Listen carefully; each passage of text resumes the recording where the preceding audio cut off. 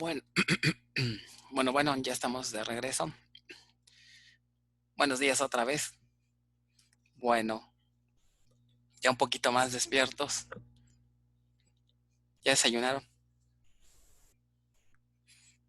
Más o menos, dicen.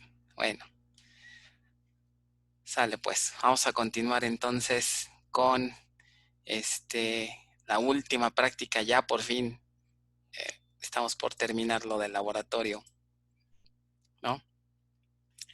Última práctica, tema 13. Nuevamente sigue siendo una práctica de PLSQL. Aquí básicamente es hacer más ejercicios. Digamos que lo que trae ahora esta práctica es uso de más cursores y, y una parte nueva que vamos a revisar, que es el manejo de datos binarios.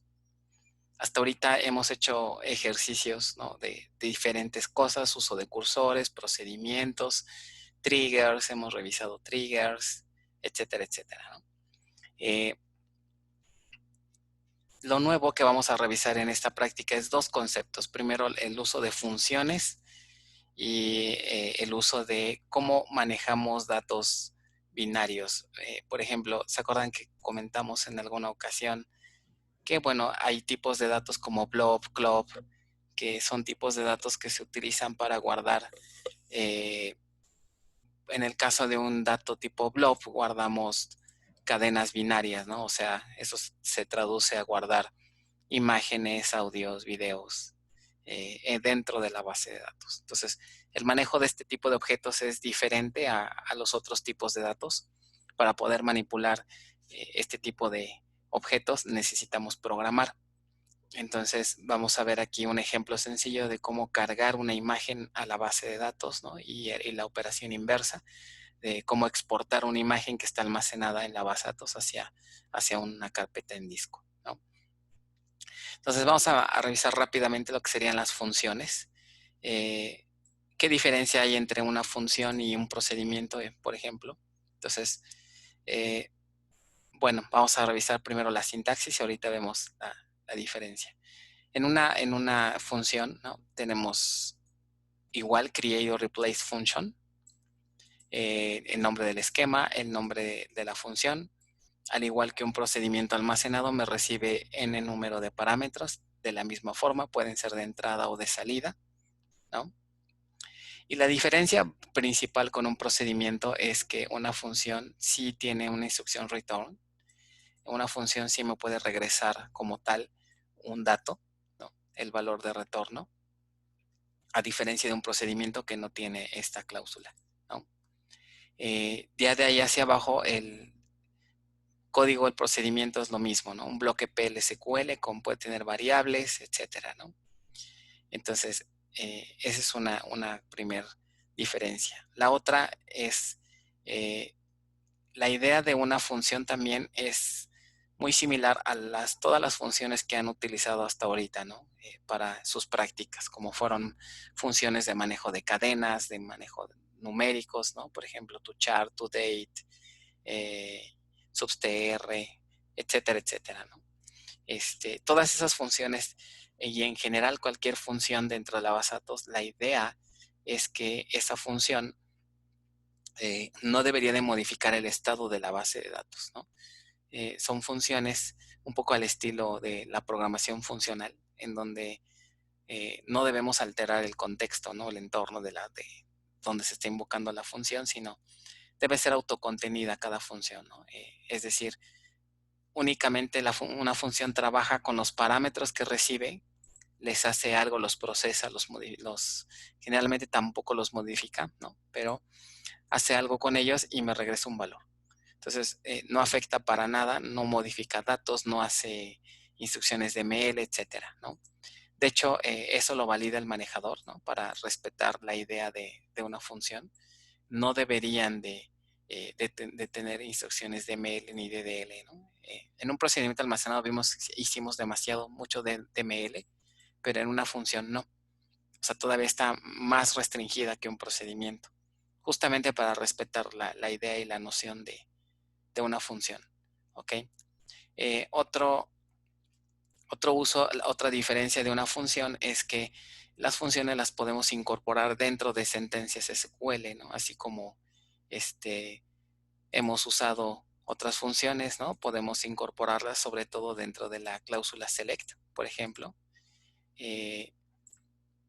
Hemos usado funciones dentro de la cláusula select, por ejemplo, como toChar, ¿no? Select toChar, ¿no?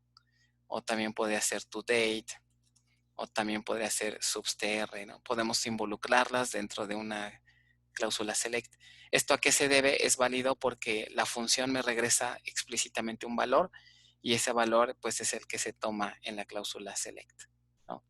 Esto no podríamos hacer con un procedimiento almacenado, ¿no? No podría poner en una cláusula select algo así como un SP mi procedimiento, ¿no? Esto no podría ser válido. ¿Por qué? Pues porque el procedimiento no está hecho para regresarme un valor, ¿ok? Y una función sí, entonces al ser eso correcto, al ser eso verdadero, me permite involucrar las funciones pues prácticamente en cualquier parte de la sentencia, de una consulta, ¿no? No necesariamente tiene que ser una consulta, puede ser cualquier DML. Entonces es otra de los puntos que tiene una función en este contexto, ¿ok? Entonces, ejemplo de una función, ¿no? Vamos a suponer que tenemos este requerimiento, dice crear una función que realice la unión de hasta 5 cadenas empleando un carácter de unión, ¿ok? Por ejemplo, para las cadenas A, B, C, D y E, generar una cadena empleando el carácter gato, ¿no? Como carácter de unión. La función deberá regresar la cadena de esta manera, ¿no? O sea, es como si hiciéramos una función que me ayudara a formar una especie de archivo CSV, ¿no? En donde pueda pasarle un carácter de separación para las columnas, ¿no? Como mínimo, la función deberá recibir las 2 primeras cadenas y el carácter de unión. El código es el siguiente. Otra cosa también aquí que podemos usar, también aplica para procedimientos, pero también se utiliza también en funciones, es que puede haber parámetros que sean opcionales, ¿no? A lo mejor aquí la función me acepta hasta 5, pero de los cuales estos 3 pudieran ser opcionales. Entonces, se vale también aquí usar parámetros opcionales, ¿no?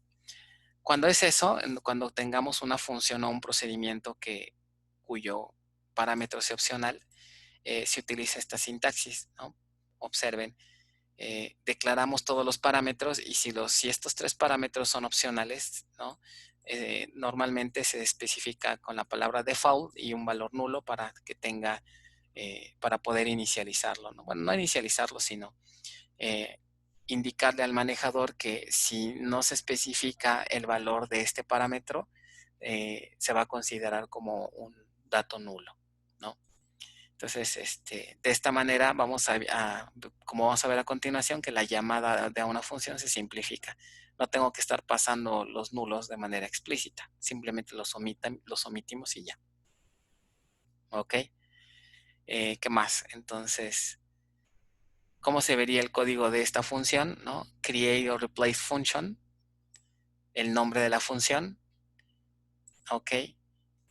Y vienen todos sus parámetros, ¿no? Esto es muy parecido a un procedimiento almacenado. Ponemos el nombre del parámetro, su tipo de dato, y así con todos los demás, ¿no? Nombre del parámetro, tipo de dato, ¿ok?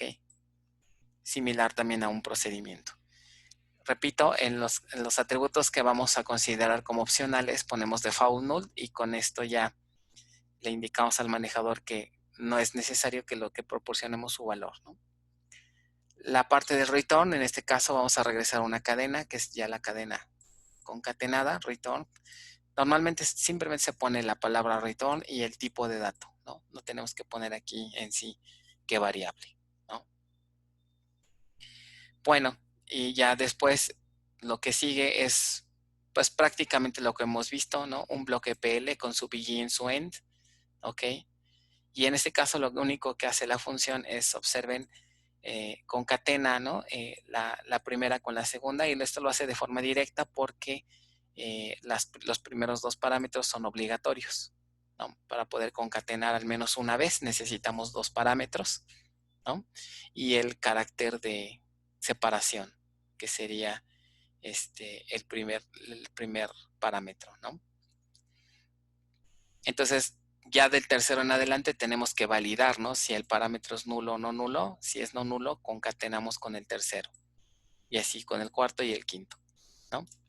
Y al final, pues regresamos la cadena, ¿ok?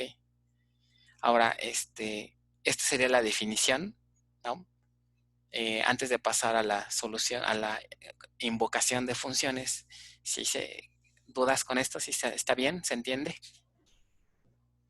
Entonces realmente se fijan, es muy similar a un procedimiento, lo único es incorporar una cláusula de return, ¿no? Y las restricciones que vimos, ¿no? Si se fijan aquí no hay DMLs, no hay DDLs, es el concepto de función que les decía, la función debe ser eh, autosuficiente de tal manera que solamente opere con lo que recibe, ¿no? No consulta en otro lado, no modifica el estado de la base de datos, etcétera, ¿no? ¿Cómo invocamos una función similar, ¿no? A un procedimiento? Bueno, no es tan similar más bien, porque en un procedimiento utilizamos exec o invocamos directamente al procedimiento. A diferencia del procedimiento, la función, vean que la función se involucra, se incorpora dentro de la cláusula select, ¿no?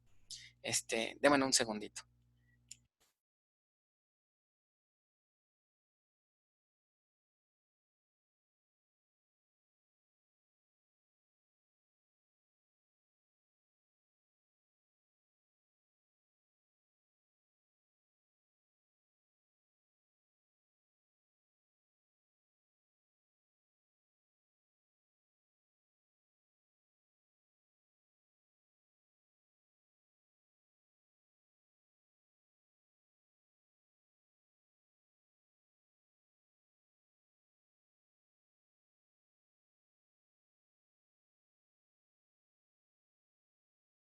Ya, perdón, ya estoy de regreso.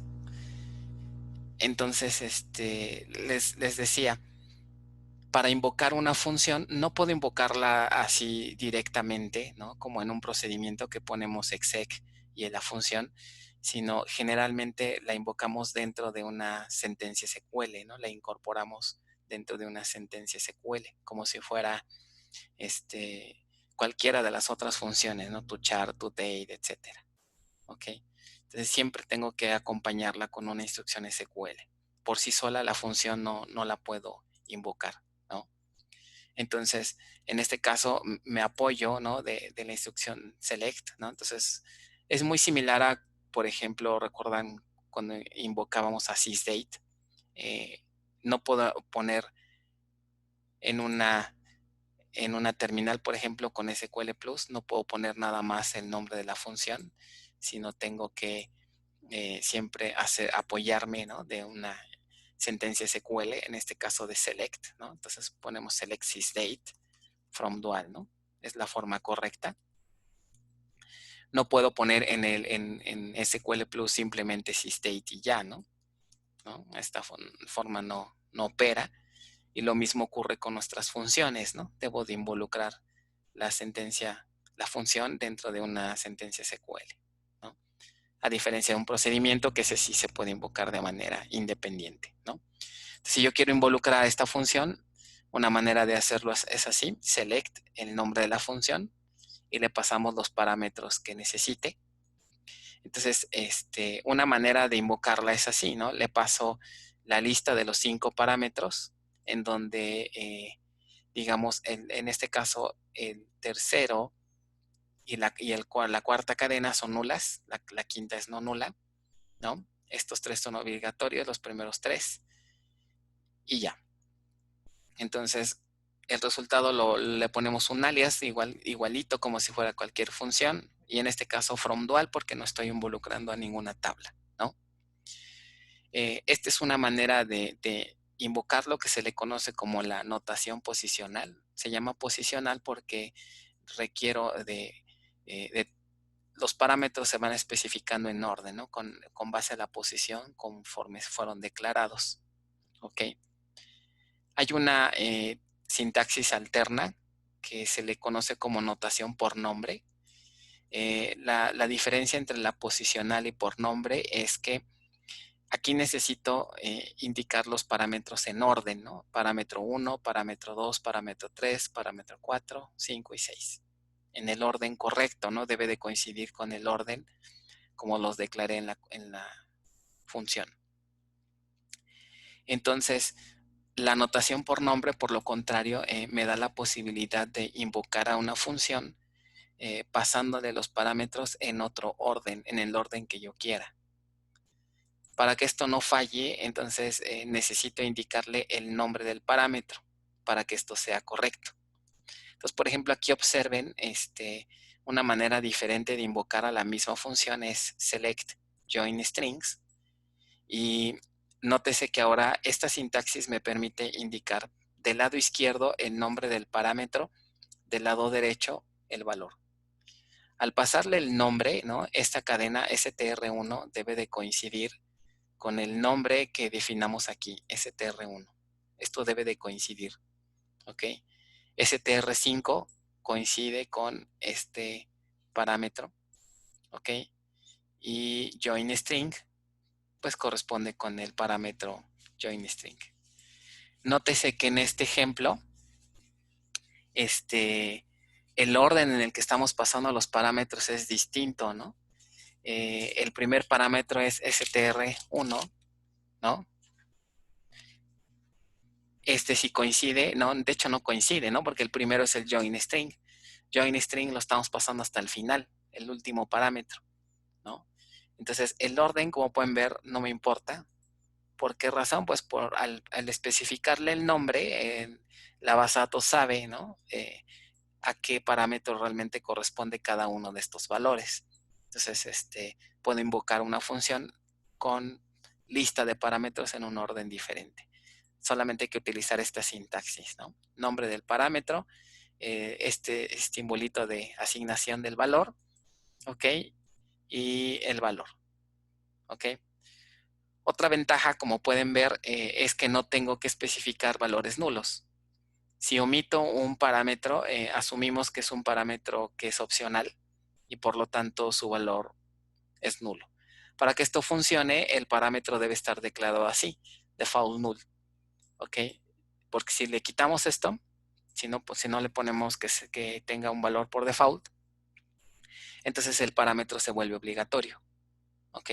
No necesariamente tiene que ser null, podemos poner cualquier valor. Lo importante es la instrucción default, ¿ok?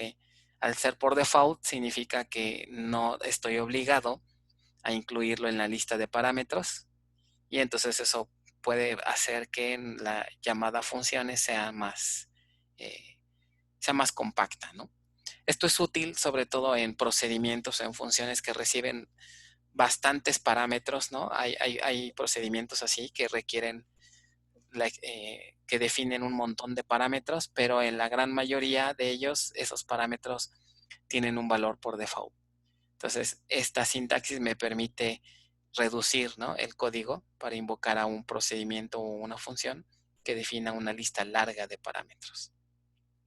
¿Ok? ¿Dudas de esto? ¿Si se entendió más o menos? Esta idea de la notación posicional y por nombre no es exclusiva de las funciones, también la puedo aplicar a procedimientos, ¿no? Declaramos parámetros opcionales de un procedimiento y a la hora de invocarlo puedo utilizar cualquiera de estas dos notaciones. ¿Ok? ¿No dudas?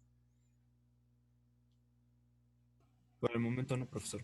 Muy bien. Entonces es digamos el siguiente objeto, ¿no? El manejo de funciones. Entonces ya con esto ya aprendimos procedimientos, triggers, funciones, ¿no? Y qué son los objetos que comúnmente se crean cuando programamos. Muy bien. Vamos a ver el otro punto que es el manejo de datos binarios, ¿ok? Este puede ser un poquito más interesante para ustedes, ¿no? Si tienen un proyecto o una base de datos que haga uso de información binaria, imágenes sobre todo, ¿no? O videos, audio, o guardar PDFs dentro de la base de datos, esta funcionalidad, bueno, nos podría ser útil, ¿no? Voy a irme directamente con el ejemplo del blob, porque manejar la diferencia entre un club y un blob es mínima en cuanto a programación. Entonces vamos a empezar por la parte de un blob. Recuerden la diferencia entre un club y un blob. Un club maneja texto, ¿no? Mientras que un objeto blob maneja cadenas binarias, ¿no? Entonces, la manera en cómo se administran estos objetos es distinta a cualquier otro tipo de dato, ¿no? O sea, en realidad lo que se guarda en la tabla cuando tenemos un objeto de este tipo, lo que se guarda es una especie de puntero, ¿no? Una especie de referencia, ¿no? Se le llama en términos de base de datos un locator, ¿no?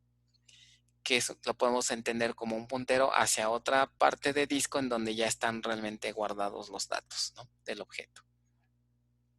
Entonces, vamos a revisar un ejercicio, es decir, el ejercicio que vamos a hacer es cómo podemos guardar o crear un registro en esta tabla, pero en donde uno de sus atributos es un tipo blob, ¿no? A suponer que tenemos una tabla libro y en esta tabla libro, ¿no? Guardamos tanto el título del libro como la versión digital del libro, es decir, el PDF del libro, ¿no? El PDF del libro. Entonces, vamos a ver cómo podemos hacer eso. Primero, para poder guardar un dato blob, ¿no? Dentro de una columna, necesitamos crear un objeto o una variable que sea de tipo blob. Esa variable puede apuntar, ¿no? a todos los bytes de una imagen, ¿no? O de un PDF, como sería en este caso. Pero también podemos inicializarla, ¿no? De manera, digamos, manual. Una forma de hacerlo es estos dos ejemplos. Hay una función que se llama emptyBlob. En algunas ocasiones es útil cuando querramos insertar un valor en esta columna, sobre todo si la columna está declarada como not null. Podemos insertar un valor nulo, no nulo, ¿no? Porque no nos deja, sino más bien un valor vacío. O sea, no es lo mismo decir un empty blob que decir un valor nulo. Un blob sería una cadena binaria vacía, ¿no? Que tiene longitud 0, pero en realidad no es nula, sino más bien está vacía. ¿Ok? Está inicializada con una cadena vacía. La otra es podemos directamente poner los valores hexadecimales, ¿no? En este ejemplo, inicializa un objeto blob con una cadena en formato hexadecimal, ¿no? Si se fijan, esta cadena representa la palabra CAR, ¿no? No sé si les suenan estos números. El 43 es el código ASCII de la letra C. El 41 es el de la A y el 52 es de la R. Solamente aquí que lo estamos almacenando en formato hexadecimal, en formato binario para ser precisos, ¿no? Entonces podemos guardar esta cadena como una cadena binaria dentro de un objeto blob. ¿Ok? Entonces de esta manera podemos inicializar cadenas binarias en un programa PLSQL. Bien. Entonces vamos a revisar el código. Aquí el código ya está resuelto, ¿no? En este caso lo estoy implementando con un procedimiento, ¿no? Al ser un código que va a modificar una tabla, ¿no? Se prefiere utilizar un procedimiento a una función. Se me pasó a comentar algo con las funciones. Si por alguna razón ustedes quieren forzar a que una función realmente haga DDL o inclusive DML, DDL, se puede forzar, pero ahí necesitamos auxiliarnos de una transacción autónoma otra vez, ¿ok? Bajo esa situación, entonces sí podemos, digamos, saltarnos esa regla, ¿no? Que tienen las funciones, pero pues de preferencia hay que respetar, ¿no? La idea o la filosofía que tienen la definición de las funciones, ¿no? Entonces, en lugar de una función, lo más adecuado sería crear un procedimiento. Entonces, observen, este procedimiento se llama creaLibro, blob, y me recibe un primer parámetro que es plibroID, que sería, aquí vamos a guardar el ID del nuevo libro, ¿ok? El título del libro, ¿ok? Y nótese que aquí nos envía una ruta, es decir, nombre archivo va a contener una ruta absoluta en el servidor donde se encuentra el PDF. Entonces, la idea de este procedimiento es que insertemos un nuevo registro en la tabla libro, ¿no? Ok, y a partir de la ruta donde se encuentra el PDF, leerlo y cargarlo en la columna, ¿no? Esto es lo que tendría que hacer el procedimiento. Entonces, imagínense que, no sé, en diagonal TMP o en su directorio home tienen un PDF. Entonces, con un programa PLSQL podemos leer el contenido y almacenarlo en una columna. ¿Ok? Tal vez ahorita ustedes se preguntarán, oye, y en un desarrollo ya normal, productivo,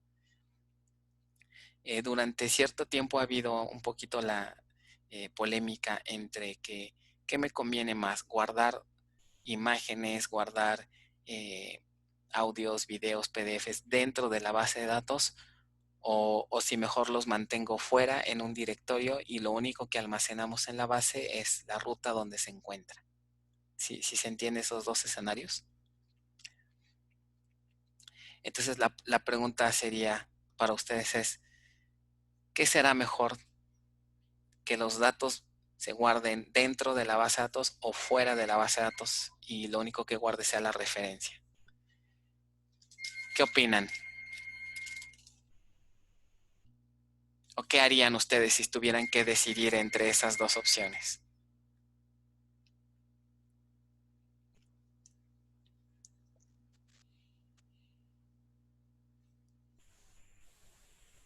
¿O será lo mismo?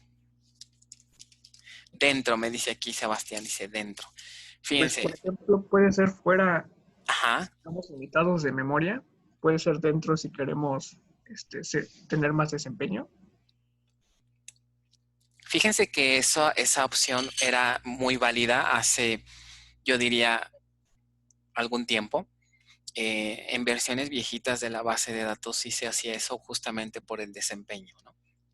Había una cierta penalización en cuanto a desempeño de manejar datos binarios dentro de la base porque se tienen que guardar dentro de los archivos de la propia base de datos, ¿no?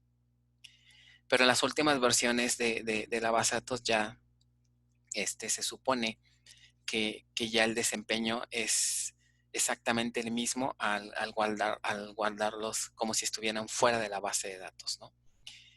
En el caso particular de Oracle hay una este, técnica que se les conoce como Secure Files. Secure Files. Secure Files ya es el mecanismo por default que se utiliza para guardar datos binarios en una tabla.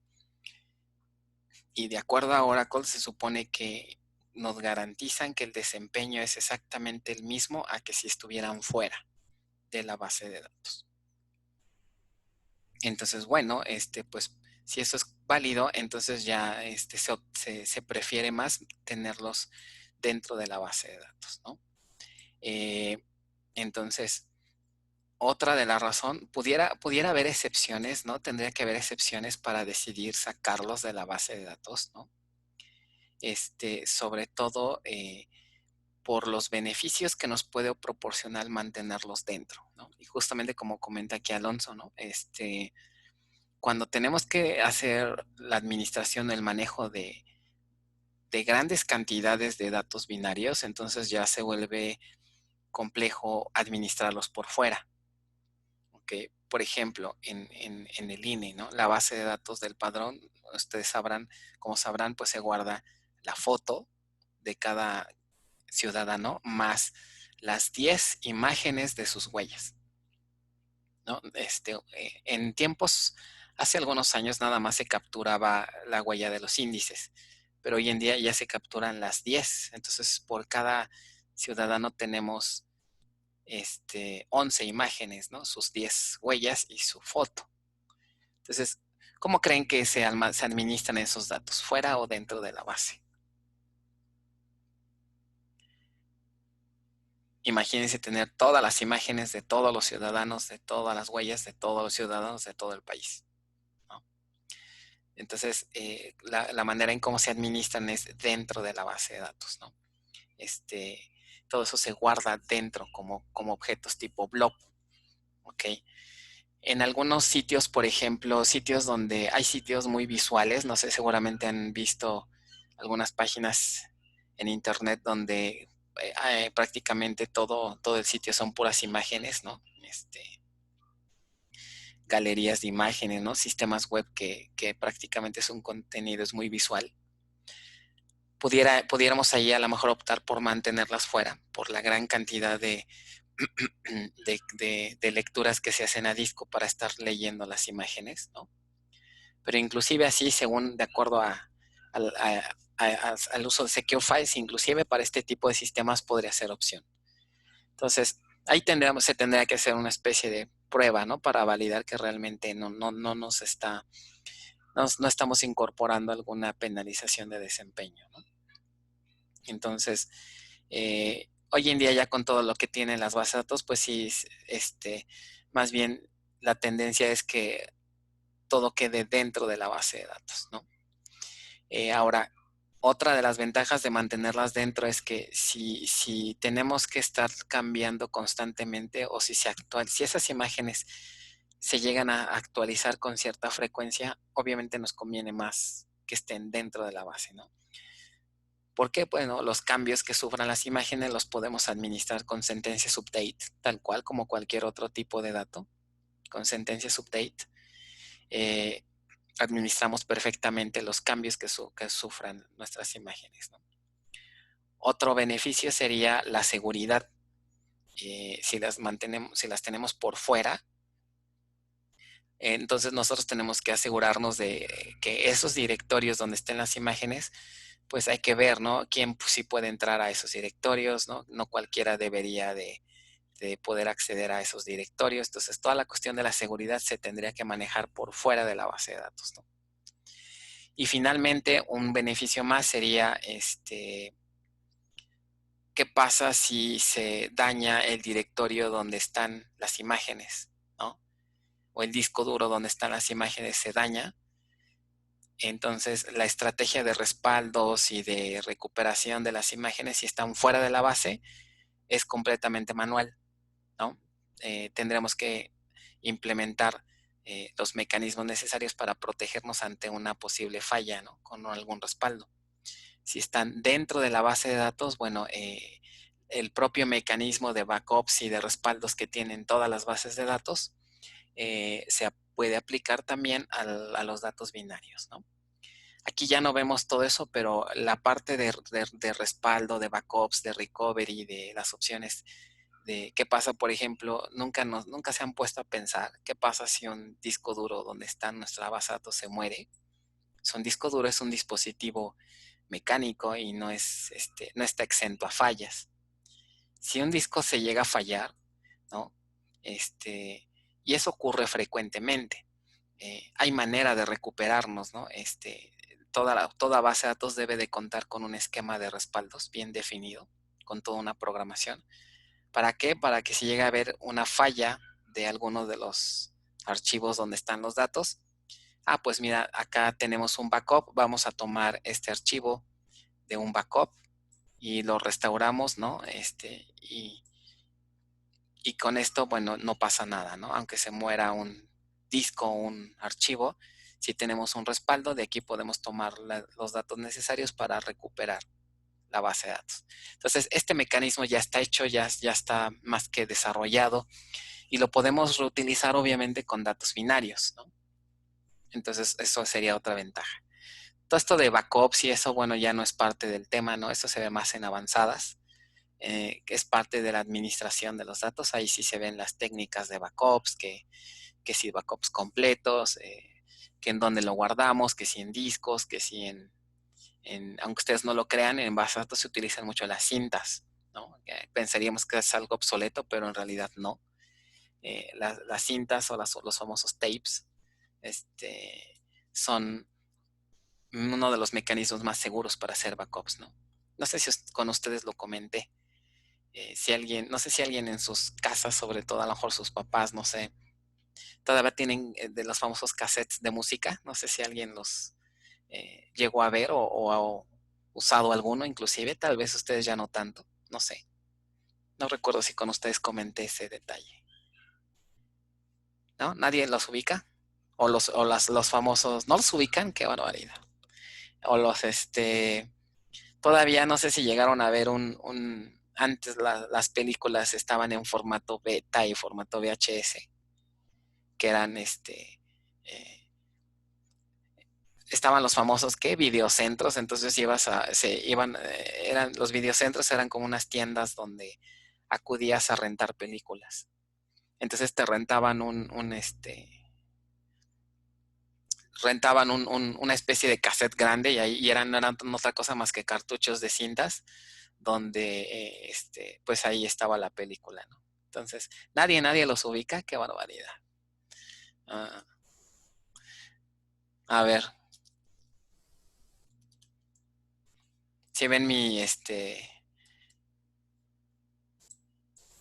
pantalla, sí, ¿verdad?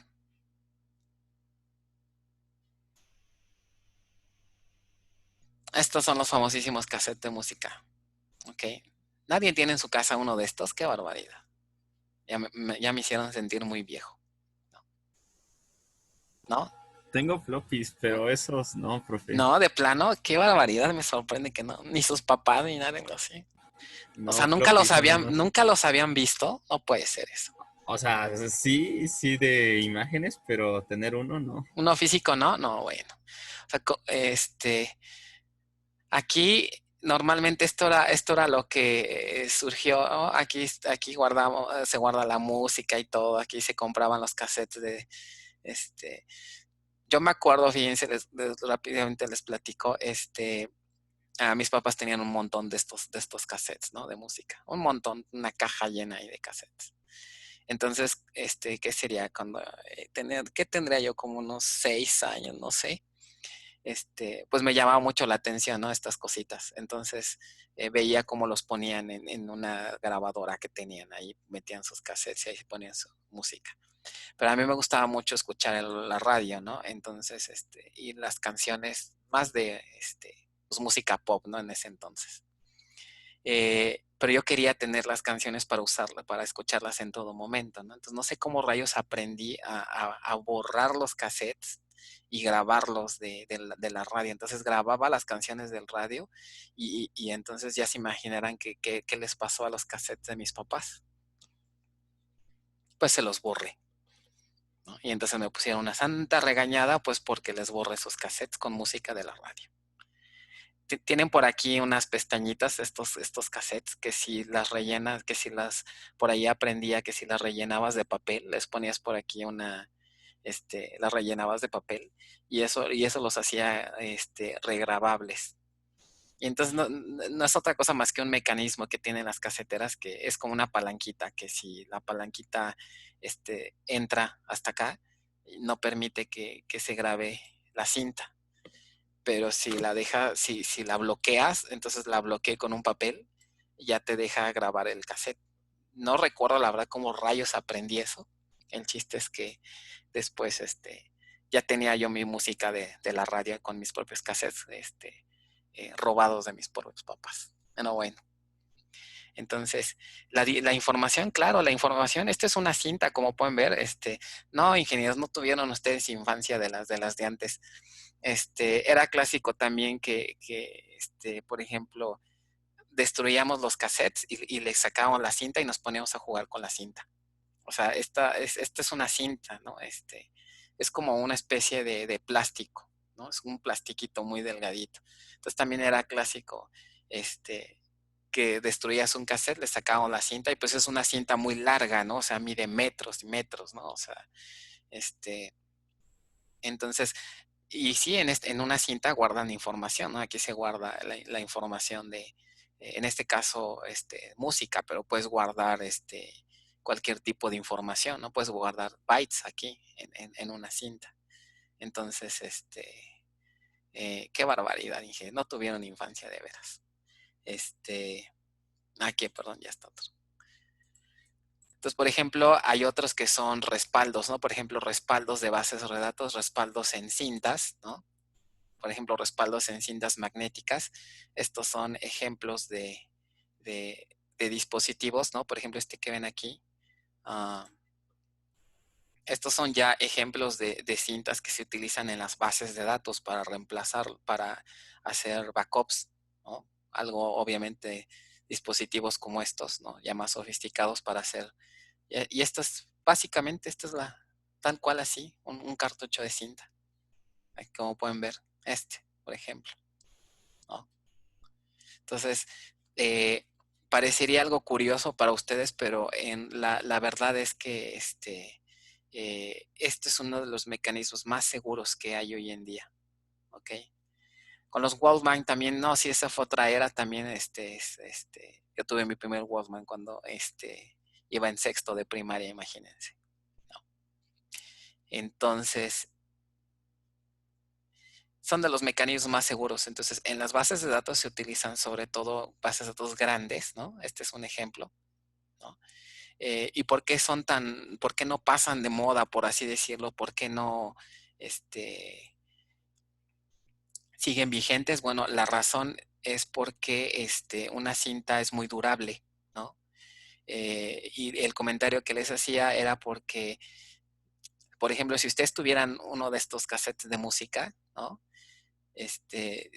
Por ejemplo, si lo intentaran reproducir hoy en día, les aseguro que está intacta esa información. O sea, la información es muy durable, es muy poco probable que llegue a dañar una cinta, a menos que la destruyan físicamente, ¿no? A menos que la quemen o que a lo mejor la dejen en el sol y la cinta se eche a perder, pero si la tienen almacenada en un lugar seguro, puede durar años y años y años, ¿no? Cosa que no pasa con un disco mecánico, ¿no? Por ejemplo, no sé si les ha pasado que compran un disco duro y lo dejan de usar un tiempo y después lo intentan reutilizar y muy probablemente ya no sirve, ¿no? Entonces, ¿qué capacidad tienen las cintas? Mucha capacidad, todo depende pues, del tamaño, ¿no? Y de la longitud de la propia cinta, ¿ok? En un cassette de estos, por ejemplo, así como los ven aquí, me acuerdo que hay cassettes que pueden grabar, pues más o menos lo que tiene un CD de música, ¿no? Como unas 20 canciones más o menos pueden almacenar. Ah, bueno, y aparte, estos cassettes tenían lado A y lado B, como pueden darse cuenta, ¿no? Volteaban el cassette, lo giraban y metían a la casetera al revés y ya era como que el lado B, ¿no? Entonces podrían guardar como 10 canciones de un lado y 10 canciones del otro. Ok. Entonces, pues más o menos eran las famosas cintas. Las películas que les decía, por ejemplo, están en formato, vamos a ponerle cassette, VHS, en películas, ¿no? Estas eran las famosas películas que estaban en formatos VHS. ¿Lo ven? Este es el ejemplo del cassette, ¿sí lo ven? Fíjense. Ahí está. Este es un cartucho. Es un cartucho, es como, o sea, no sé, está bastante grande, es como de 10 centímetros por 20 centímetros, ¿no? O sea, sí, es un cartucho así grandote, ¿no? Y este era lo clásico, ¿no? Había, como pueden ver aquí, acudías a una tienda y ahí las comprabas o las rentabas, entonces ya venías a casa y las ponías en un reproductor, por ejemplo. No, por aquí no hay un reproductor de VHS, pero bueno. Entonces, y es lo mismo, ¿no? Toda la película se guardaba aquí en este cartucho, ¿vale? Bueno, entonces, qué barbaridad. No tuvieron infancia ustedes, ingenieros. Ustedes del CD para acá, yo creo, ¿no? Miren, esta era más o menos una de la USB, dice. No, bueno, ya ni de CD, qué barbaridad. Este era más o menos un reproductor, un reproductor de VHS, ¿no? Es un aparatote así grande, donde se metía aquí el cartucho y ahí se reproducía la película. Pero bueno. Ok, bueno, entonces después de esto regresamos. Entonces, toda esa parte de backups y eso se ve más en avanzadas, ¿no? No tanto aquí en bases 1. Ok, entonces, bueno, ya regresando al código, ¿no? Decíamos, vamos a almacenar aquí un dato binario, ¿no? En esta tabla. Entonces, el código es el siguiente. Aquí vamos a declarar, como pueden ver, una variable de tipo bluff, ¿no? En donde vamos a... Este primer ejemplo lo que hace es leer un dato binario, ¿no? Leer un archivo que está en una carpeta y almacenarlo en esta tabla. Entonces, para eso primero declaramos una variable, perdón, de tipo blob, más otras variables, una más que es de tipo bfile.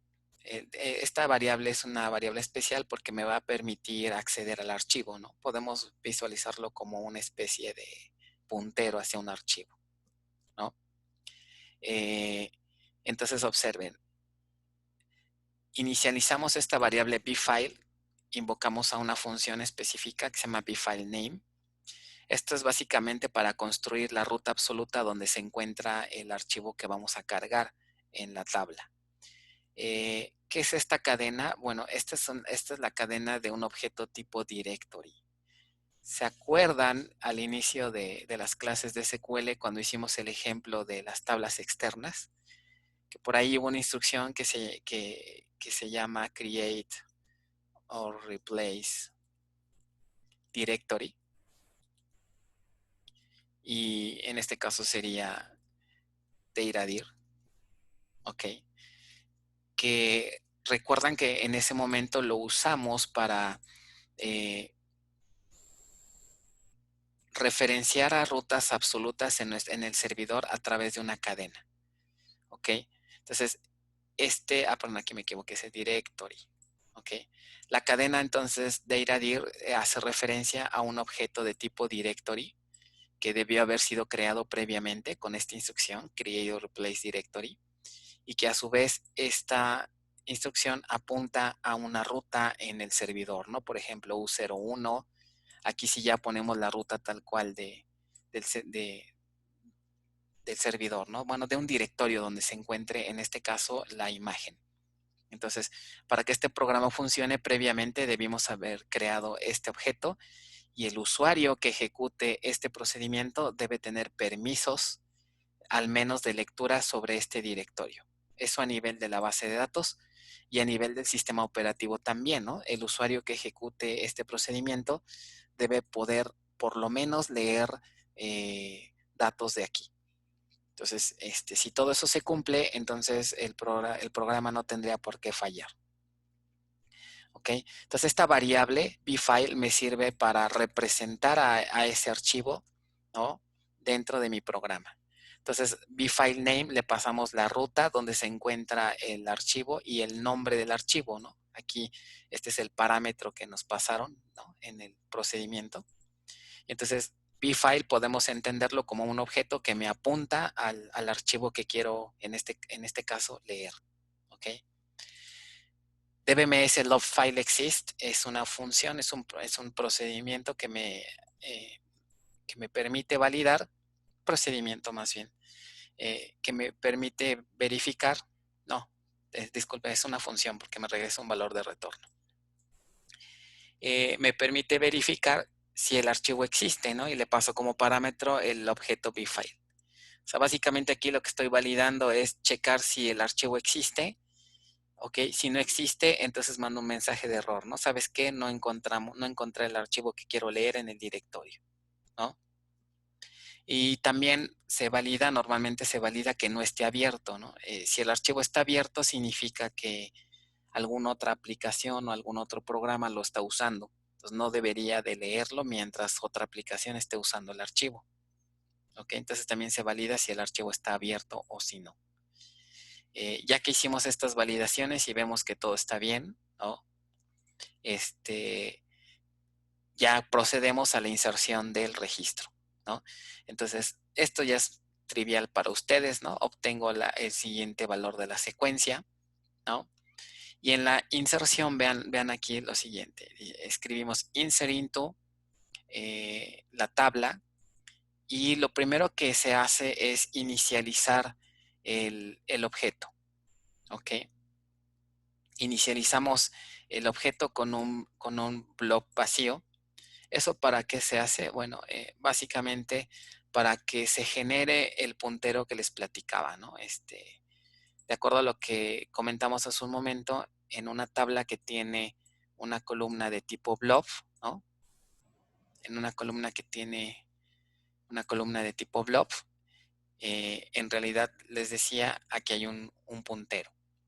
Sin embargo, si la columna es nula, ese puntero no existe. Pero si nosotros la inicializamos con un empty blob, este puntero en ese momento ya se crea, ¿no? Y me lleva al lugar en el disco donde realmente van a estar los datos. Solamente que aquí pues no hay nada, ¿no? Está vacío.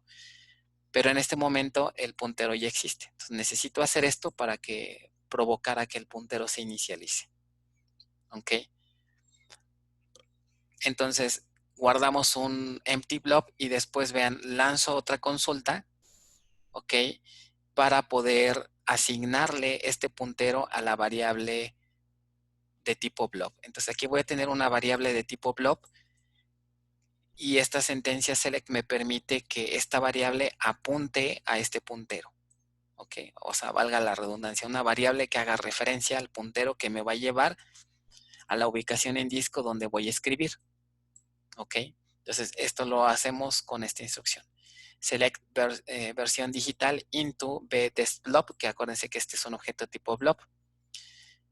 From libro blob, donde normalmente aquí usamos la llave primaria para apuntar a un cierto registro en particular. Entonces ahorita nuestra variable bDeskBlob ya está inicializada, ¿no? Con un locator, con un puntero que me indica la parte en el disco donde vamos a escribir. ¿Okay? Es como establecer el caminito, ¿no? Para empezar a escribir los bytes, los bytes, ¿no? En términos de programación se utiliza mucho la palabra pipe, que es como hacer la construcción de un tubo, así literal, ¿no? Que es en el cual voy a estar enviando todos los bytes hacia el disco duro, ¿no? Entonces, esto es lo que estamos haciendo con esta instrucción. Vamos a empezar a enviar bytes a este tubito, ¿no? Es como si empezáramos a enviarle todos los bytes y estos bytes van a llegar a cierta parte en el disco donde van a quedar almacenados, ¿ok? Esto, digamos, esta analogía ya la tenemos inicializada con esta variable, ¿ok? Bueno, ahora, ya que tenemos preparado esto para escribir, el siguiente paso sería leer el archivo, ¿ok? Leer el archivo del disco duro. Entonces, también para ello hay un procedimiento, ¿no? Que se llama load from file. Este procedimiento ya está incorporado a la base de datos.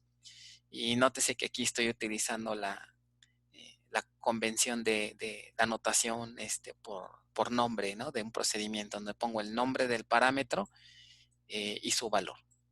Se prefiere usar mucho esta sintaxis, es común verla, porque es más clara, ¿no? Ustedes al ver la llamada de un procedimiento pueden entenderlo rápidamente si leen, ¿no? Los nombres de los parámetros. Aparte, este procedimiento acepta un montón de parámetros, ¿no? Entonces, son opcionales, no los tengo que inicializar, ¿no? En la mayoría de los casos, el valor por default es suficiente. Entonces, observen, este procedimiento me acepta estos parámetros. Desklof significa hacia dónde voy a escribir, ¿no? El destino, que sería la variable que inicializamos acá arriba, ¿no? Esta variable me va a permitir redirigir el flujo de bytes hacia un cierto puntero donde van a quedar guardados esos bytes, ¿no? src bfile es la variable bfile que habíamos definido acá hace rato, ¿ok? Que contiene básicamente el directorio y el nombre del archivo, ¿no? O sea, se necesita para saber de dónde vamos a leer, ¿no? Otro parámetro importante es amount, que significa la cantidad de bytes que va a leer de este archivo, ¿ok? Esto sería interesante, sobre todo cuando quieran leer por pedacitos, ¿no? Imagínense que quisieran leer o guardar en la base de datos un video que pesa, no sé, 15 gigas, ¿no? Hoy en día podemos tener videos así gigantescos. Hacerlo de un jalón no sería factible, se acabaría en la memoria de la base de datos, ¿no? O sea, van a acabar, no tenemos 15 gigas, ¿no? Por ejemplo, en su base de datos tienen. ¿Alguien recuerda cuánta memoria le pusieron a su base en los primeros temas? Si no se acuerdan, bueno, nuestras bases de datos que estamos usando no llegan ni al giga de memoria, ¿no? Tienen como 800 megas de memoria. Entonces, imagínense, no podríamos cargar un video tan grande. Entonces, este procedimiento tiene opciones para ir guardando, ir a hacer lecturas por bonche, ¿no? Te vas a ir leyendo de 100 megas en 100 megas, por ejemplo. Entonces, este parámetro se puede usar para limitar cuántos bytes vamos a leer en cada llamada, ¿no? En este caso, bueno, si son archivos pequeños, simplemente podemos decirle que me traiga la longitud total del archivo. dbs-log-get-length es un método, es una función que me permite calcular el tamaño de un archivo. Y si es pequeño, pues simplemente le digo que lo cargue todo de un jalón, ¿no? Y los offsets, como les comentaba, el destination offset y el source offset sirven para controlar, sobre todo, cuando cargamos por pedazos, ¿no? O sea, imagínense que tenemos el video así gigantesco. Entonces podemos indicarle, vamos a guardar de 100 megas en 100 megas, ¿no? Entonces, eso implica que la función load from file tiene que invocarla repetidas veces para ir guardando por bloques. Entonces, tenemos que decirle, ¿sabes qué? Amount va a valer 100 megas, ¿no? Vamos a ir cargando de 100 megas. Pero están de acuerdo que va a haber un offset. El offset es como un puntero. El destination offset y el SRS offset al inicio están de acuerdo que pues van a estar aquí, ¿no? En ceros.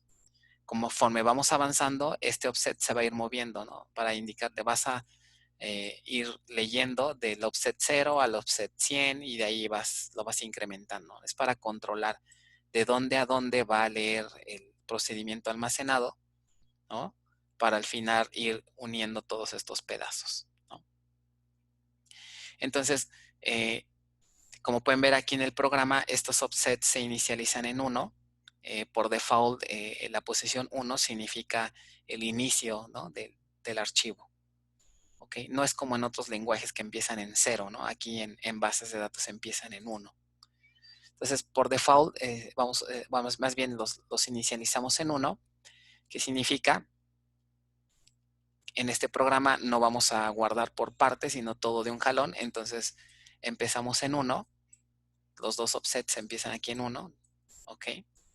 SRC se refiere, ¿no? al offset del archivo. Y desOffset se refiere al offset del dato en el objeto blob, ¿no? Ambos los inicializamos aquí en 1, ¿no? Porque vamos a empezar a leer desde el principio, ¿ok? Y vamos a escribir pues tantos bytes como contenga el archivo, ¿ok?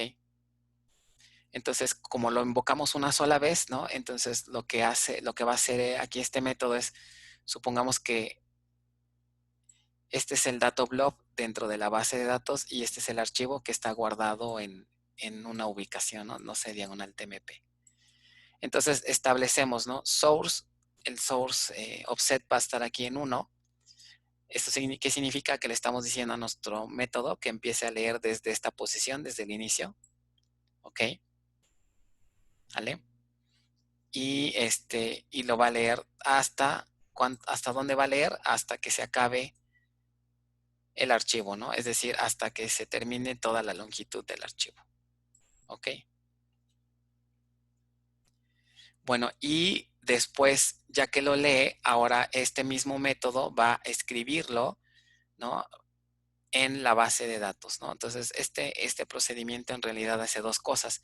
Primero hace la lectura de todos los bytes del archivo y luego viene y haciendo uso del puntero que les comentaba, el bdestblob, le estamos diciendo en la base de datos, en test offset aquí, vas a posicionarte en la posición número 1 y los vas a escribir ya en el objeto blob.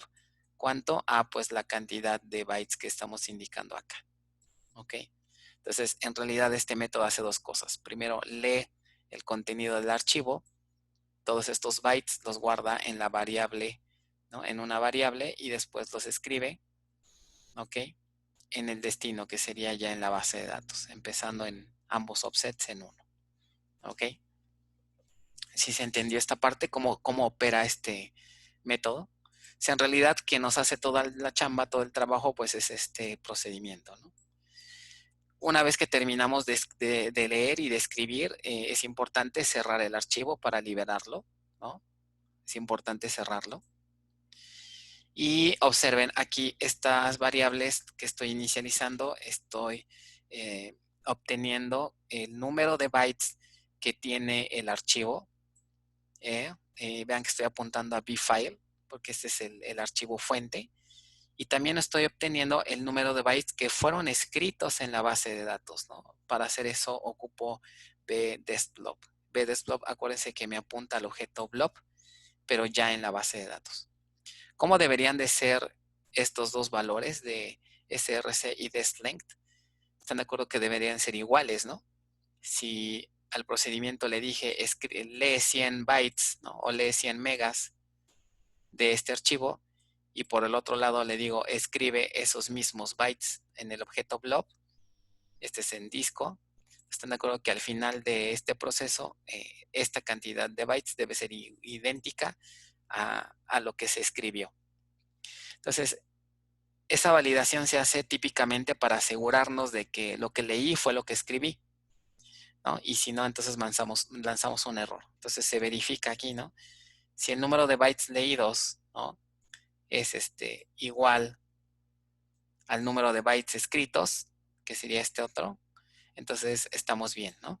Se hizo la escritura correcta de bytes en la base de datos. Y si no, pues lanzamos una excepción, ¿no?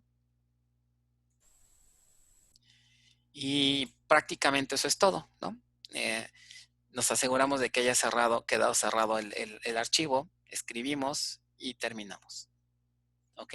Entonces, a grandes rasgos, esta es la forma en cómo opera, cómo se hace un programita que lea datos de un archivo y los envía a la base de datos, ¿no? Ahora vamos a revisar, bueno, si no hay dudas de esto, vamos a revisar la operación contraria.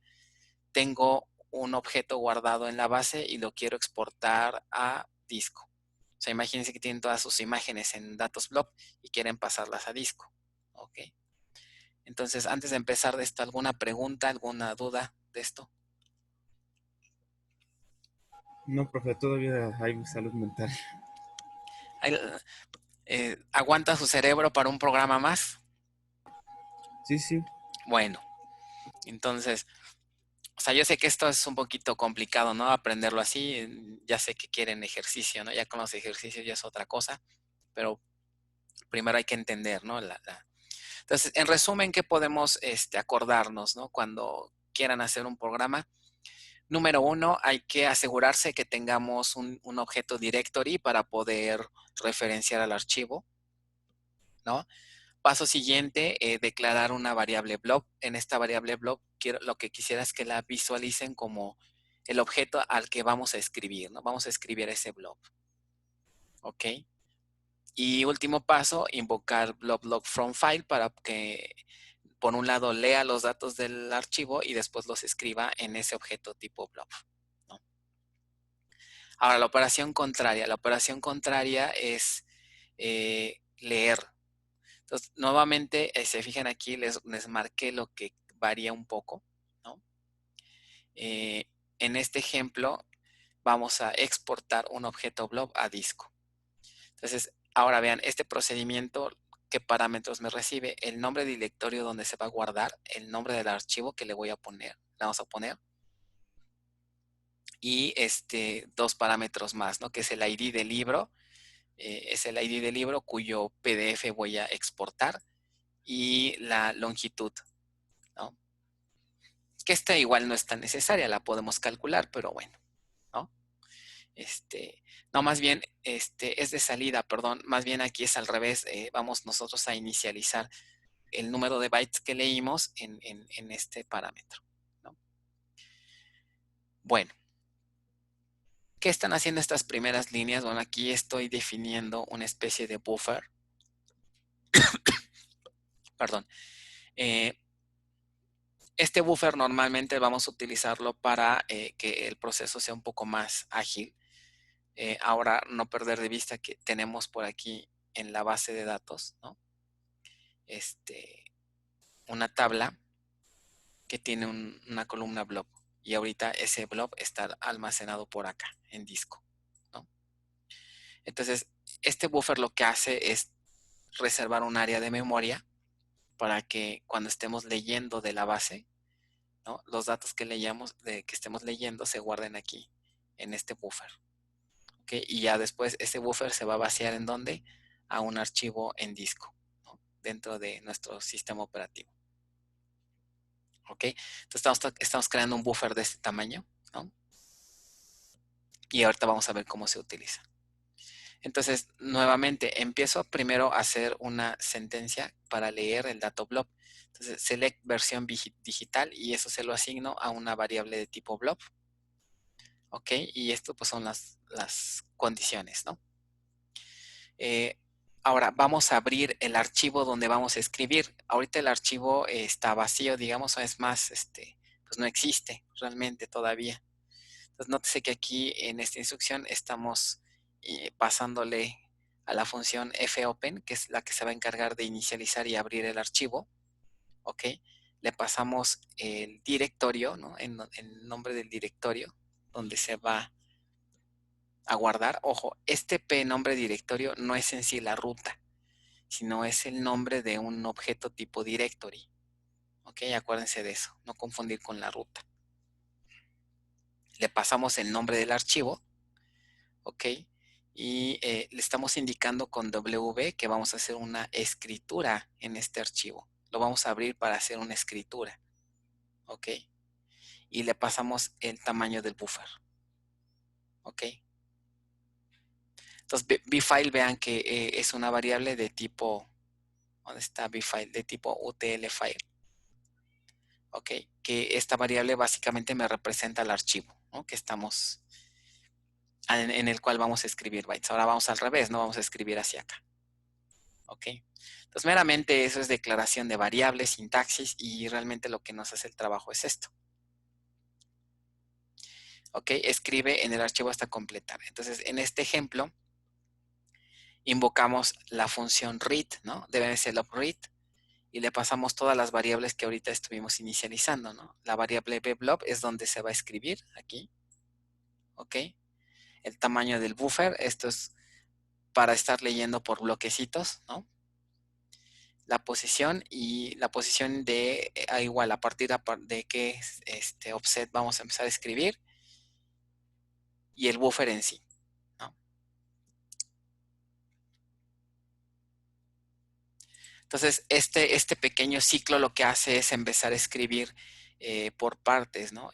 A diferencia del otro ejemplo donde escribimos todo de jalón, se complica un poquito más la sintaxis porque vamos escribiendo por bloques que tienen que ver con el tamaño del buffer, ¿no? En cada iteración se escribe a lo más esta cantidad de bytes en el archivo. ¿Ok? Entonces, este código lo pueden tomar como base para guardar o exportar datos que son muy grandes, ¿no? Que no sería tan factible hacer la lectura de jalón, sino while lo que hace es estar escribiéndolo por partes, ¿no? Entonces, invoca DMS love read y luego ya la función, ¿no? El procedimiento almacenado put raw lo que hace es en el archivo que definimos, ¿no? Escribir todo el buffer, ¿ok? Escribe todo el buffer en el archivo destino, ¿no? Esta posición, vean que la vamos actualizando aquí para poder ir insertando por partes, ¿no? En la primera iteración a lo mejor llega hasta aquí y nótese que le estamos sumando, ¿no? La cantidad de bytes escritos para provocar que el puntero vaya avanzando. ¿Ok? Y bueno, y al final cachamos errores, ¿no? Cualquier error que pudiera darse cuando estemos iterando. Acuérdense que acceder pues a un programa en disco, ¿no? Leer de disco puede provocar errores de lectura. ¿Ok? Bueno, al final cerramos, ¿no? Cerramos el archivo nuevamente y pues ya tenemos en nuestro archivo escrito en disco. ¿Ok? Entonces, A grandes rasgos esa es la estrategia. Bueno, ¿dudas de esto? Más o menos tenemos la idea general. Vamos a pasar, si les parece, entonces a los ejercicios de la práctica para que ya podamos practicar un poquito con esto, ¿no? Y familiarizarnos. Entonces, voy a pasarme ya a la práctica complementaria y vamos a leer qué tenemos que hacer en esta última. ¿No les da nostalgia su última práctica de bases de datos? O más bien al revés, ¿no? Dicen, ya por fin me voy a librar de esto, ¿no?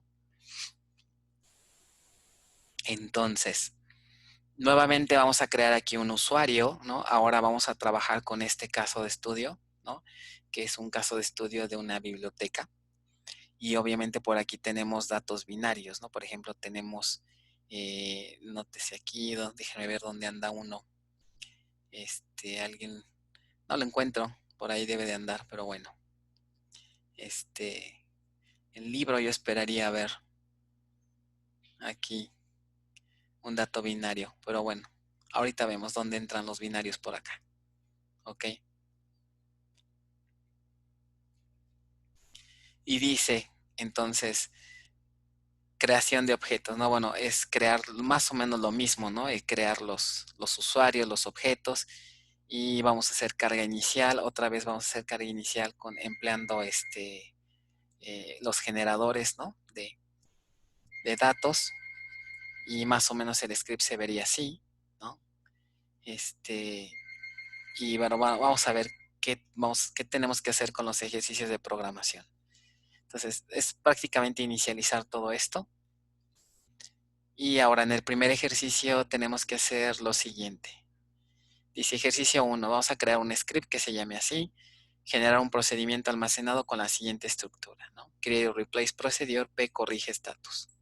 Entonces, este es meramente un procedimiento que no tiene que ver con datos binarios, ¿no? Es seguir practicando aquí con procedimientos, ¿no? Entonces, más que nada es hacer corrección de estatus, ¿no? Revisar los datos, ver que estén bien, y si no hay que corregirlos, ¿no? En el ejercicio 2 es practicar un poco con funciones, ¿no? No es cierto, todavía es con procedimiento, dice. Generar un procedimiento llamado consulta bibliotecas, ¿no? Y en este caso dice, el procedimiento deberá realizar una consulta de todas las bibliotecas de sus libros asignados y de sus libros asignados con base a la clave proporcionada. Las columnas que debe de llevar la consulta son todas estas.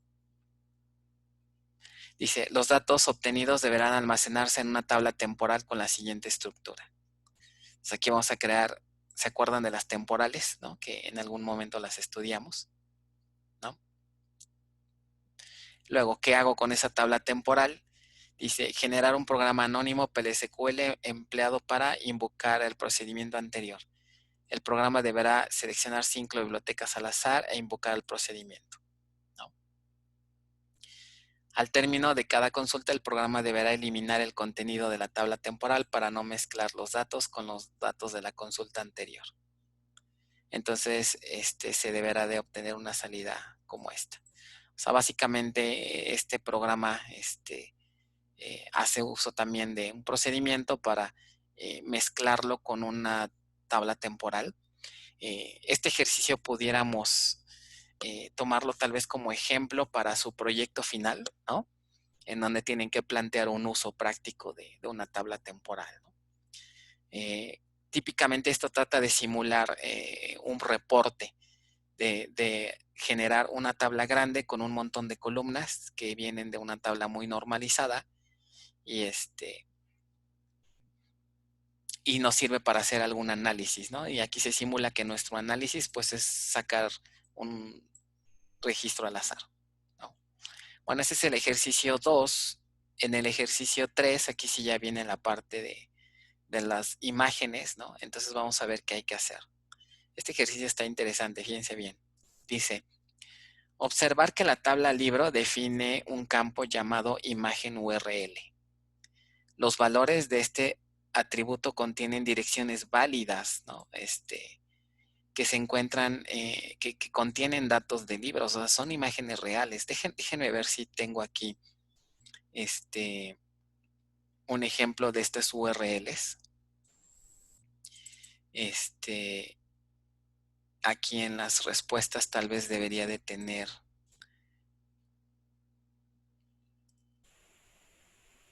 un archivo de carga. Déjenme ver si en el archivo aquí, por ejemplo.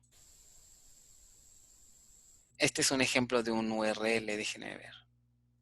Este es un URL. Entonces, por ejemplo, si ahorita lo copio, ok, y lo pego en un browser, yo esperaría que sí esté todavía bien esta liga, ¿verdad? Ahí está. ¿Sí ven aquí la imagen de un libro?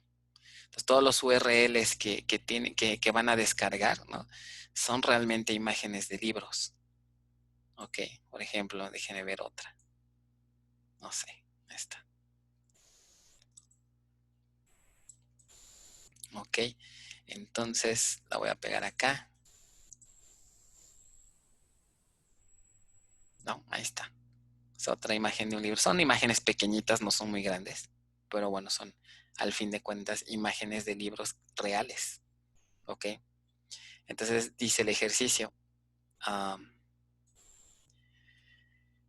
La idea de este ejercicio es descargar la imagen, guardarlas en un directorio y posteriormente cargarlas más bien en la base de datos. ¿Ok? Entonces, para ello se deberá seguir el siguiente procedimiento. Entonces, dice, las imágenes deberán ser almacenadas en una nueva tabla, por eso no existía la tabla con blob, ¿no? Llamada imagen libro, que cuenta con la siguiente estructura. Entonces, tiene estos datos, ¿no? Dice, agregar la definición de esta tabla en el archivo, en el archivo de la práctica, ¿no? Luego dice, crear un script que se llame tal, el archivo define un bloque anónimo y obtiene una muestra aleatoria aproximadamente de 10 libros cuyas imágenes serán obtenidas y guardadas en la tabla anterior. O sea, la idea es que este script haga una consulta de los libros, extraiga 10 libros aleatorios, ¿no? Y de esos 10 libros vamos a obtener las imágenes del Internet. ¿Ok? Para cada libro seleccionado, el script deberá realizar las siguientes acciones, ¿no? Vamos a generar un nuevo registro en la tabla, ¿no? En el campo imagen URL se guarda la dirección del Internet donde se encuentra la imagen. En el campo nombre archivo se guarda el nombre del archivo de la imagen que será descargado, ¿no? Todas las imágenes serán descargadas en una carpeta llamada imágenes, que se creará en el mismo directorio donde se encuentran los scripts. Luego, en el campo comando, vean aquí, tienen un campo que se llama comando, ¿no? Ok. Se guarda la instrucción a ejecutar empleando el comando. ¿Se acuerdan que este es un comando de Linux para obtener un recurso de la red, ¿no? Y será el encargado de descargar la imagen, ¿no? Por ejemplo, este sería el comando que me permitiría guardar la imagen en mi máquina, ¿no? Por ejemplo, vamos a hacer el ejercicio ahorita, ¿no? Yo voy a copiar esto y entonces voy a abrir aquí una terminal, y la voy a pegar. Solamente que aquí le voy a cambiar la ruta, ¿no? O voy a poner que la guarde en TMP ahorita de momento. TMP. Entonces, con esta instrucción, ¿ok? Con esta instrucción va a provocar que se descargue esa imagen y la vamos a guardar en disco. Entonces vean, ahí ya la descargó y pues simplemente la puedo visualizar, ¿no? Acá en TMP, aquí está la imagen y ahí está, ¿no? La imagen del libro. Entonces ya tengo la imagen en disco. Entonces la idea es que esta tabla, perdón, después vamos a iterarla y vamos a iterar los registros y vamos a ejecutar estos comandos. ¿Ok? Entonces, como siguiente paso, el script generará un archivo llamado tal, ¿no? Este script se encuentra, más bien, este script se encuentra, ¿qué? Se encuentra. Más bien, este script obtiene, ¿no? La lista de imágenes que se van a descargar en plan del comando curl, ¿no? Entonces, el siguiente paso es ejecutar el script. ¿Para qué? Pues para que se obtengan las imágenes, ¿no? Al terminar su ejecución, se deberá contar con un directorio de imágenes y dentro de este estarán todas las imágenes que se descargaron, ¿no? Entonces, básicamente aquí más o menos les pone la idea del programa. Entonces, una vez que las imágenes han sido descargadas, ¿no? El siguiente paso es ejecutar un programa PLSQL que lea los archivos y su contenido sea guardado en la columna imagen que está aquí, ¿no? De esta tabla, en la columna imagen. ¿Ok? De la tabla, ¿no? Y ya, ¿qué más? ¿Dónde está? No me pasé. Aquí, ¿no? En la tabla libro imagen. Y básicamente eso sería lo que haría el programa, ¿no? Ah, no, espérenme, todavía falta una. Ah, está re bueno este ejercicio, ¿verdad? Luego dice crear otro script. Dice, el archivo contendrá la definición de un procedimiento llamado pActualiza imagen, ¿no? Este procedimiento deberá realizar las siguientes acciones. Se conecta como sys, dice, se realiza una conexión como usuario sys. El objetivo es crear un objeto tipo directory llamado datadir. Acuérdense que lo necesitamos para poder leer las imágenes que apunte a tmpbd. Este objeto sería empleado para conocer la ubicación de las imágenes dentro del programa, ¿no? Hay que otorgar privilegios de lectura y escritura. Dice, se realiza ahora una conexión empleando el usuario de la práctica para poder crear el procedimiento. En dicho procedimiento se realiza la iteración haciendo uso de un cursor sobre todos los registros obtenidos en la tabla. Por cada registro se deberá leer el archivo que contiene la imagen, ¿no? Haciendo uso de load from file, que fue el que vimos hace rato, ¿no? Y bueno, al final dice observar las instrucciones posteriores a la creación del procedimiento, ¿no? Se ejecuta una serie de comandos para poder copiar, ¿no? Las imágenes descargadas al directorio TMP, ¿no? Entonces, el objetivo del paso anterior es garantizar que el procedimiento encontrará los archivos en la ruta, ¿no? Y puedan ser al final cargadas en la tabla, ¿no? Entonces, aquí más o menos viene, prácticamente está resuelto esto, nada más es hacerle unos ligeros cambios, ¿no? Entonces, está bien loco, ¿no? Este ejercicio. A ver, entonces, esta práctica tiene 3 ejercicios, entonces podemos hacer lo siguiente. Realmente el ejercicio 1 y 2 es meramente práctica con PLSQL, con los procedimientos, y aquí el que me interesaría más sería el ejercicio 3, ¿no? No tanto el 1 y el 2. ¿Ok? Porque es meramente seguir practicando. Nosotros ya hemos hecho varios ejercicios, ¿no? En la parte teórica. Lo que podemos hacer es enfocarnos únicamente al ejercicio 3, ¿no? Normalmente esta práctica, como ya es la última, casi siempre están muy atareados. Entonces, lo que suelo hacer es nada más dejarles un solo ejercicio de esta práctica, ¿no? Entonces, lo que podemos hacer es nada más enfocarnos al ejercicio más interesante, que están de acuerdo que es el de las imágenes, ¿no? Entonces podemos hacer este ejercicio, ¿no? Ahora, dependiendo ya si nos dé tiempo, podemos hacer los demás, ¿no? Pero con que hagamos este ejercicio 3 podemos dar ya la práctica 13 como concluida, ¿no? Entonces no es tan necesario que la terminemos, ¿no? Por la cuestión de que, bueno, ya estamos en fin de semestre y demás, ¿no? Entonces, ¿les parece si nos enfocamos nada más a este ejercicio y ya vemos después, ¿no? Ah, qué bueno que lo preguntas en examen. No, en examen no va a venir la parte de manejo de datos binarios. ¿Qué es lo que tienen que, qué bueno que lo comentas en examen? Bueno, recuérdenme porque creo que no están todos, ¿no? Los del grupo de teoría. Lo voy a volver a comentar, pero bueno, ahorita para contestar. Lo que necesitan estudiar para examen es sería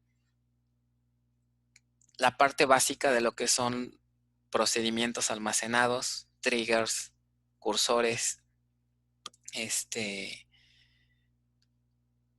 funciones y hasta ahí, ¿ok?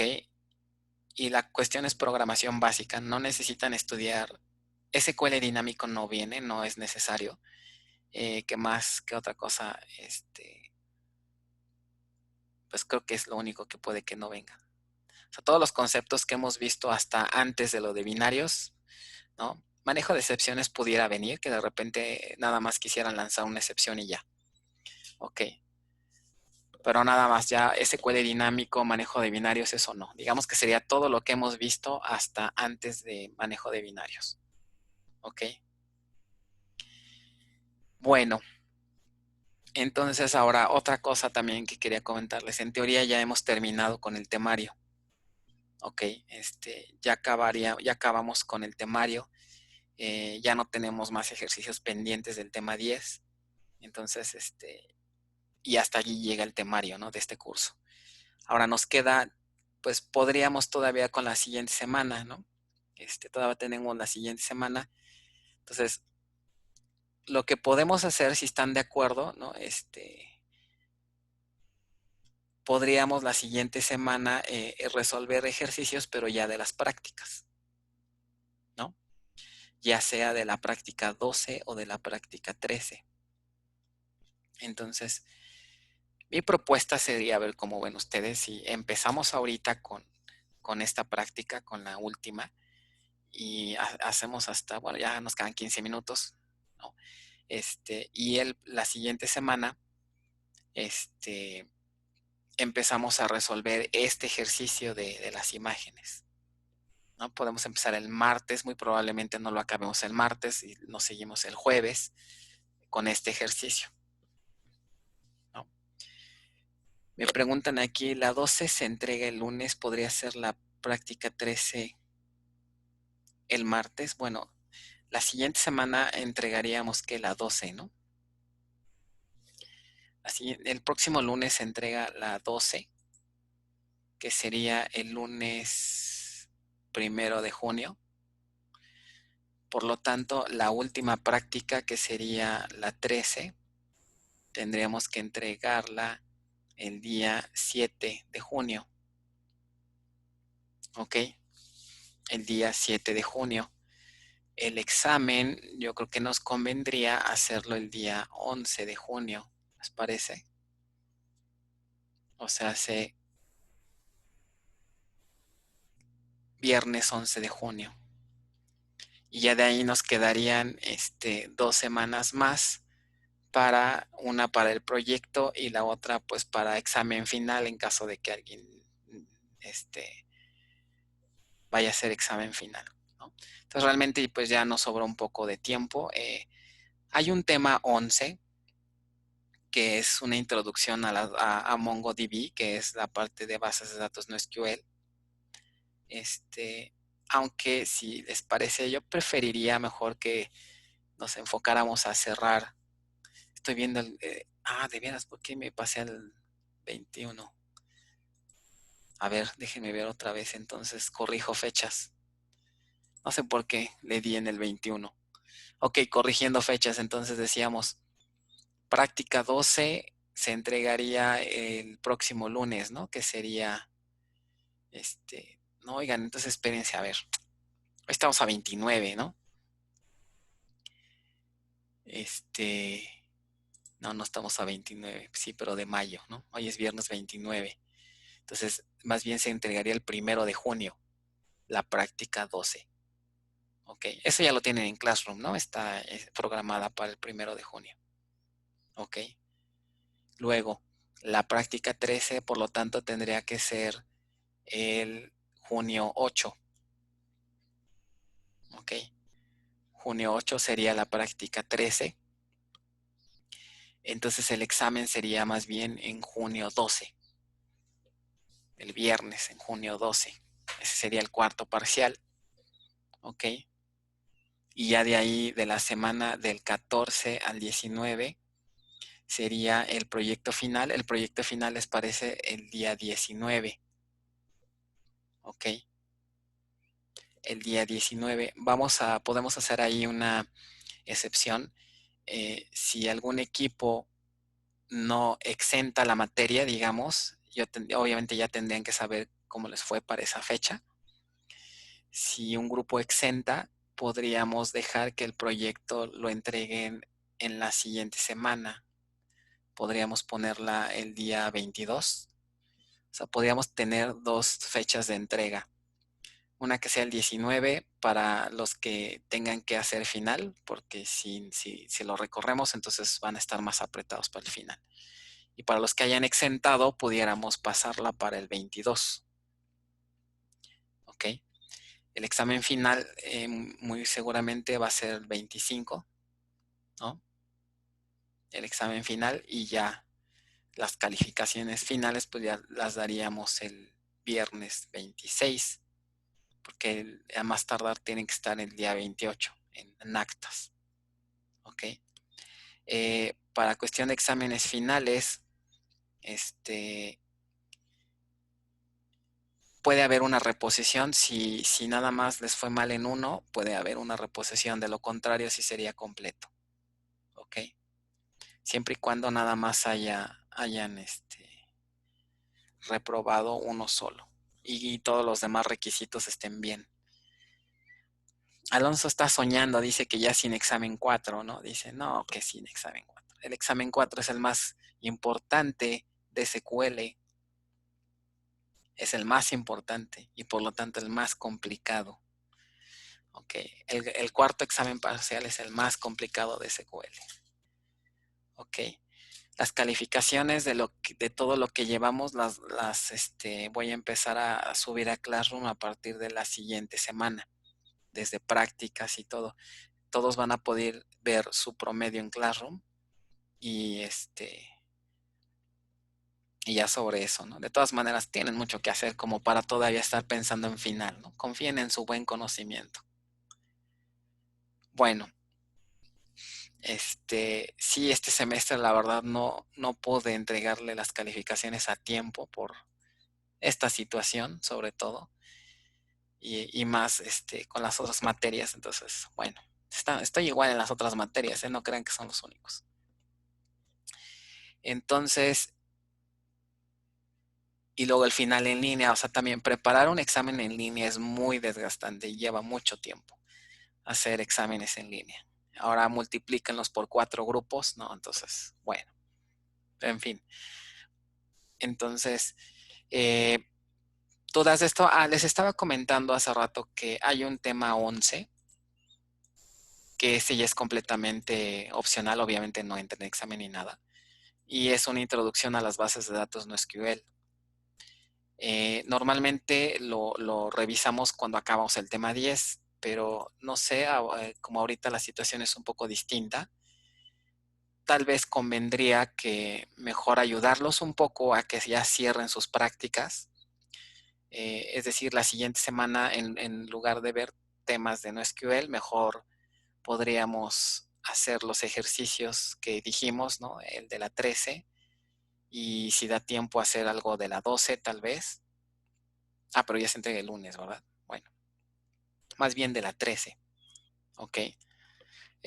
Podemos hacer algo, si de la 12 se les complica mucho, podemos pasarla para el viernes, tal vez, y sirve que la próxima semana, aprovechando que tenemos tiempo, podríamos también resolver ejercicios de la 12, ¿no? ¿Cómo van con la 12? ¿Quién más o menos ya lleva algo? O tan ni le empiezan, ya casi acaban algunos, ¿ok? Bueno, voy a modificarla para que por si acaso, por si se atoran, podríamos hacer algo de la 12, ¿no? Me refiero a la fecha de entrega.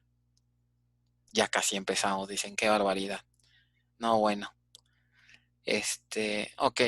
Entonces, ¿les parece bien esa idea? La siguiente semana, en lugar de ver cosas de NoSQL, mejor hacemos ejercicios de estas últimas 2 prácticas y ya vemos hasta el final. Hasta el final podríamos a lo mejor la última semana, ¿no? La del 22 al 28, a lo mejor ya están más libres y podríamos ver algo si quieren de NoSQL. O también ejercicios para preparar para su examen, que ya hicimos bastantes, ¿no? Pero podríamos revisar los ejercicios que quieran. O sea, ejercicios para examen, pues ya vimos, hicimos varios de las series. Aparte también están las prácticas. Las prácticas pues tienen bastantes ejercicios, ¿no? Cada práctica tiene como 10 ejercicios. Entonces ya llevan ahí como 10 ejercicios de la, ¿qué sería? De la 9, de la 10, ¿no? ¿Qué prácticas serían? Este es 12 y 13, de la 11, de la 10 y de la 11, ¿ok? No, en el examen no va a haber teorías, meramente puros ejercicios, muy práctico, ¿ok? Entonces, hay bastantes ejercicios en las prácticas, pero sí está bien si ustedes quieren, podemos revisar esos mismos o si quieren ver otros, pues los podemos hacer.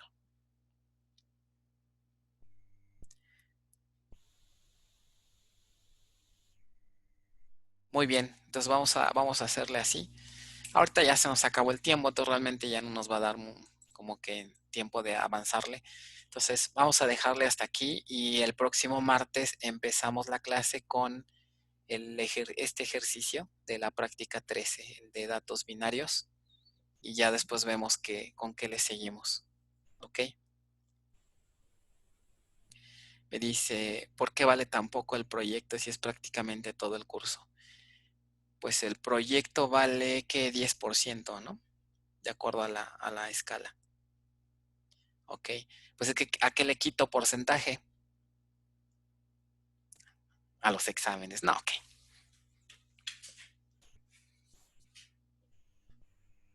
Así es la vida, ingenieros, ni modo. Ni modo, ni modo. Bueno, entonces, cuídense, nos vemos el próximo asistencia el 30%. Ay, sobre todo ahorita, en línea. No, bueno. Muy bien, entonces nos estamos escuchando la próxima semana. Descansen, nos vemos. Igual, cuídense, no salgan, porque ahorita está fea la cosa más que otras semanas. Bueno, entonces terminemos la clase.